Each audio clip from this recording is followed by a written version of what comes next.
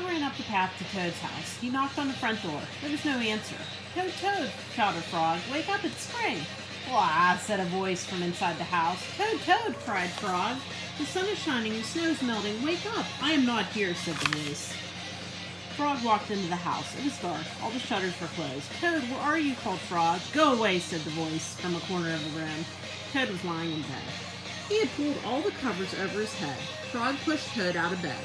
He pushed him out the front door and onto the front porch. Toad blinked in the bright sun. "Help!" said Toad. "I cannot see anything." "Don't be silly," said Frog. "What you see is the clear, warm light of April, and it means that we can begin a whole new year together, Toad. Think of it," said Frog.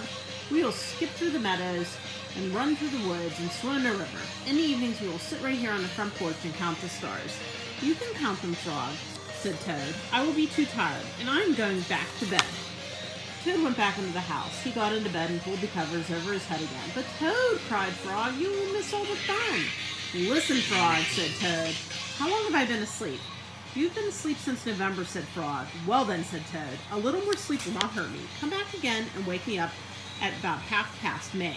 Good night, Frog." "But Toad," said Frog, "I will be lonely until then." Toad did not answer. He had fallen asleep. Frog looked at Toad's calendar. The November page was still on top.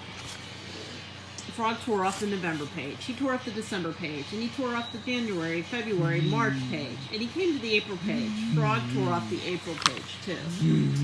Then Frog ran back to Toad's bed. "Toad, Toad, wake up, it is May now." "What?" said Toad.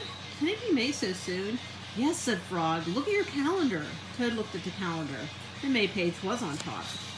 "Why is it May?" said Toad as he climbed out of bed. Then he and Frog ran outside to see how the world was looking in the spring.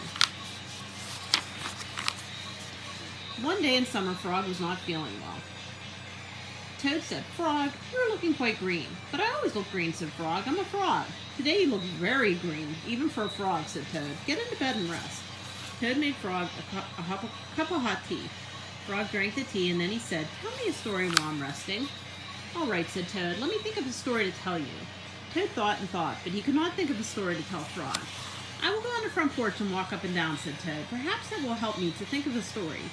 Toad walked up and down on the front porch for a long time, but he could not think of a story to tell Frog. Then Toad went into the house and stood on his head. "Why are you standing on your head?" asked Frog. "I hope that if I stand on my head, it'll help me to think of a story," said Toad. Toad stood on his head for a long time, but he could not think of a story to tell Frog. Then Toad poured a glass of water over his head. "Why are you pouring water over your head?" asked Frog. "I hope that if I pour water over my head, it will help me think of a story," said Toad. Toad poured many glasses of water over his head, but he could not think of a story to tell Frog. Then Toad began to bang his head against the wall. "Oh my! Why are you banging your head against the wall?" asked Frog. "I hope that if I bang my head against the wall hard enough, it will think of a story," said Toad. "I'm feeling much better now, Toad," said Frog. "I do not think I need a story anymore." "Then you get out of bed and let me get into it," said Toad, "because now I feel terrible." Frog said, "Would you like me to tell you a story, Toad?" "Yes," said Toad, "if you know one." "Once upon a time," said Frog, "there were two good friends, a frog and a toad. The frog was not feeling well. He asked his friend the toad to tell him a story. The toad could not think of a story. He walked up and down on the porch, but he could not think of a story. He stood on his head, but he could not think of a story. He poured water over his head, but he could not think of a story. He banged his head against the wall, but he could not think of a story. Then the toad did not feel well, and the frog was feeling better. So the toad went into bed, and the frog got up and told him a story. The end. "How was that, Toad?" said Frog, but Toad did not answer. He had fallen asleep. A lost button.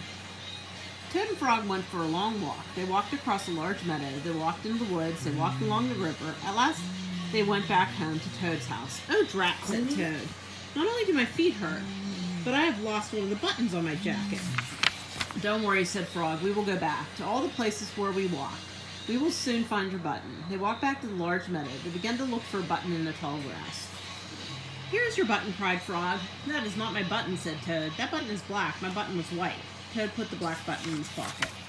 A sparrow flew down. "Excuse me," said the sparrow. "Did you lose a button? I found one." "That is not my button," said Toad. "That button has 2 holes. My button had 4 holes." Toad put the button with 2 holes in his pocket. They went back to the woods and looked at the dark paths. "Here is your button," said Frog. "That is not my button," cried Toad. "That button is small. My button was big." Toad put the small button back in his pocket.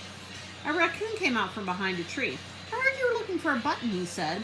Here's one that I just found. That is not my button, wailed Toad. That button is square. My button was round. Toad put the square button in his pocket. Frog and Toad went back to the river. They looked for the button in the mud.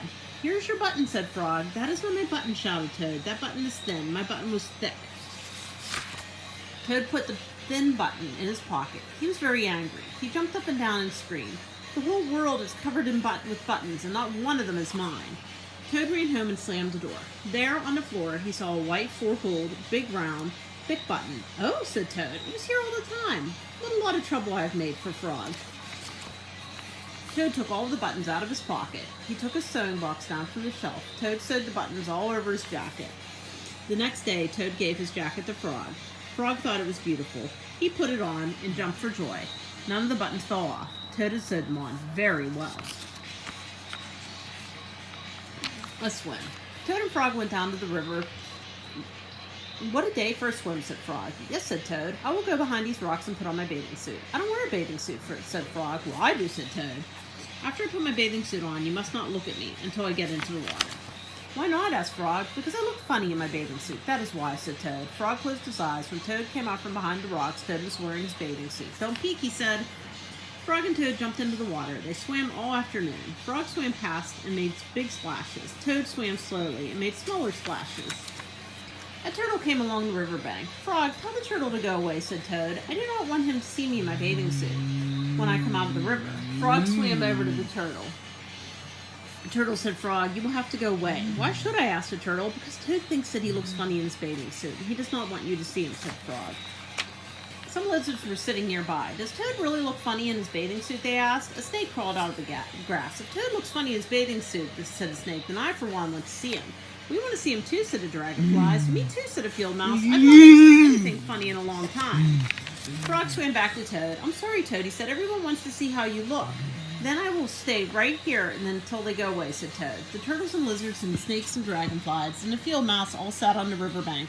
They waited for Toad to come out of the water. Please, cried Frog, please go away, but nobody would go away. Toad was getting colder and colder. He was beginning to shiver and sneeze. I will have to come out of the water. I'm catching a cold, he said. Toad climbed out of the water. The water dripped out of his bathing suit and down to his feet. The turtle laughed, the lizards laughed, the snake laughed, the field mouse laughed, and the frog laughed.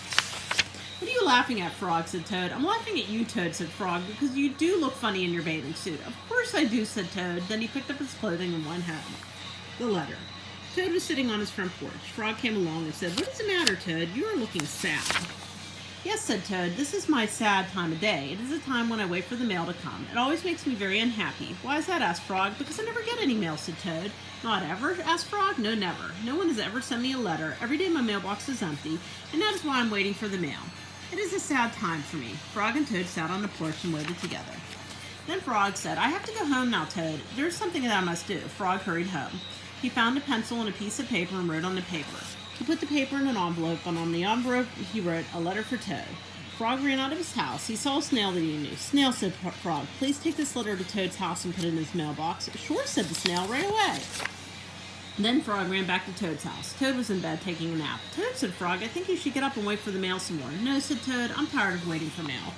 Frog looked out the window at Toad's mailbox. The snail was not there yet. Toad, said Frog, you never know when someone may send you a letter. No, no, said Toad, I do not think anyone will ever send me a letter.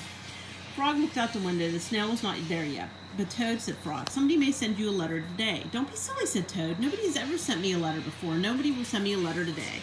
Frog looked out the window. The snail still not there. Frog, why do you keep looking out of the window, asked Toad. Because I'm waiting for the mail, said Frog. But there will not be any, said Toad. Oh, yes, there will, said Frog, because I've sent you a letter. You have? What did you write? Well, I wrote, Dear Toad, I'm glad you're my best friend. You're my best friend, Frog. Oh, said Toad, that makes a very good letter. Then Frog and Toad went out onto the front porch to wait for the mail. They sat there together, happy. Frog and Toad waited a long time. 4 days later, the snail got to Toad's house and gave the letter to Frog. Toad was very pleased to have it. The end.